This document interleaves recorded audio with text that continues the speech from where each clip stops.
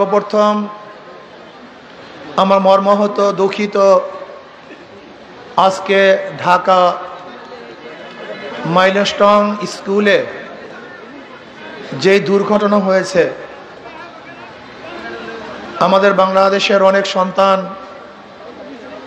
আজকে দুনিয়ার থেকে বিদায় হয়ে গেছেন। আমি তাদের রুহের মাগফিরাত কামনা করছি। আমরা ব্যথিত, মর্মাহত, দুঃখিত। আল্লাহ পাক রব্বুল আলামিন তাদের জিন্দেগীর সমস্ত গুনাহ খাতা মাফ করে দেন এবং যারা নিহত হয়েছে আল্লাহ পাক যেন তাদের পরিবার পরিজনকে, বাপ মাকে ধৈর্য ধারণ করার তৌফিক দান করেন।